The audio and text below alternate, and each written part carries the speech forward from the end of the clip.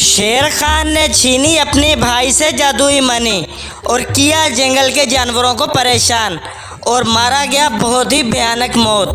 ऐसी इंटरेस्टिंग कहानियों को देखने के लिए हमारे साथ जुड़े रहिए। रंधावन नाम के एक जंगल में एक कांचा नामी शेर अपने दो जवान बेटों के साथ रहता था। कांचा के एक बेटे का नाम शेर खान और दूसरे बेटे का नाम शंकर था। शेर खान बहुत ही शक्तिशाली था, जबकि शंकर एक कमज़ोर शेर था। कांचा के पास एक जादुई मनी थी। वो इस मनी से जंगल के सारे जानवरों की मदद किया करता था।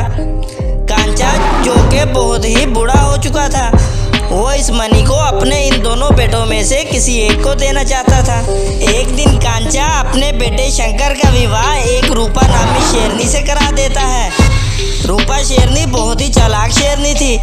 एक दिन कांचा बहुत ही बीमार हो जाता है और वो अपने बेटे शंकर को बुलाता है और इससे कहता है, सुनो बेटा शंकर, मैं आज तुम्हें ये अपनी मनी देना चाहता हूँ।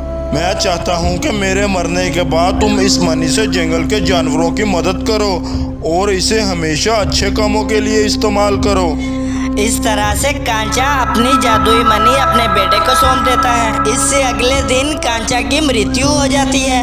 अब शेर खान अपनी पिता की गुफा में रहने लगता है। शंकर और इसकी पत्नी अपनी अलग गुफा में रहते हैं।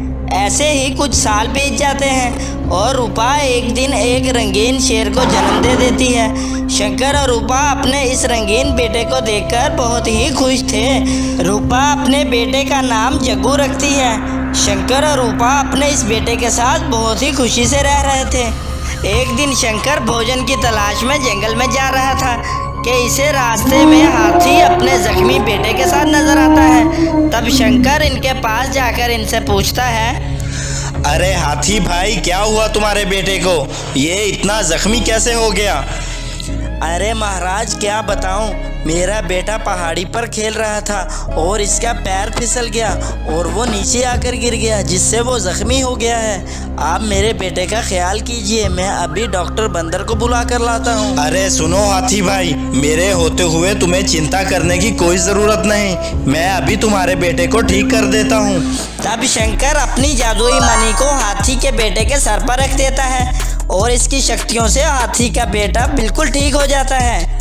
ये देखकर हाथी बहुत हैरान हो जाता है और शंकर से कहता है, अरे वाह महाराज, ये मनी आपके पास कहाँ से आई? अरे हाथी, ये मनी मुझे मेरे पिताजी ने दी है और मैं इससे जंगल के सारे जानवरों की रक्षा करूँगा। ये सब कुछ दूर खड़ा इसका भाई शेर खान देख रहा था। शेर खान ये सब कुछ देखकर बहुत दंग रह जाता है। अरे ये मनी शंकर के पास कहाँ से आई? मुझे लगता है कि ये मनी उसे पिताजी ने दी है।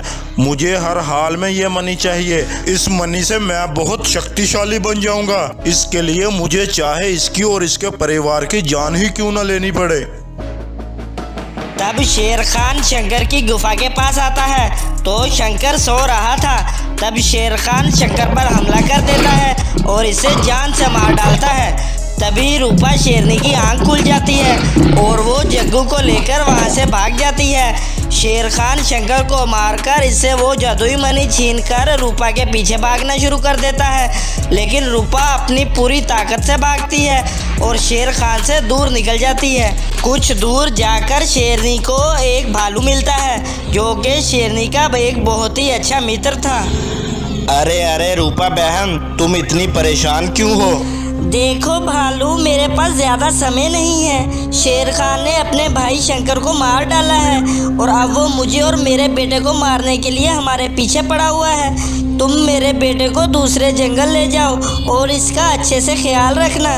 जाओ भालू, जल्दी जाओ। तब भालू जग्गू को लेकर वहाँ से चला जाता है। कुछ देर के बाद शेर खान रूपा के पास पहुँचता है। क्यों रे शेरनी, कहाँ छुपाया है अपने इस रंगीन बेटे को? मैं इसे जान से मार डालूंगा और फिर अकेला जंगल पर राज करूंगा। हा। इतना बोलकर शेर खान रूपा पर भी हमला कर देता है और इसे भी जान से मार डालता है। और अगले दिन सुबह होते ही शेर खान अपनी गुफा पर सभी जानवरों को बुलाता है। जिस किसी ने भी रूपा के बेटे को देखा है या इसे कहीं छुपाया है तो इसे फौरन मेरे हवाले कर दे।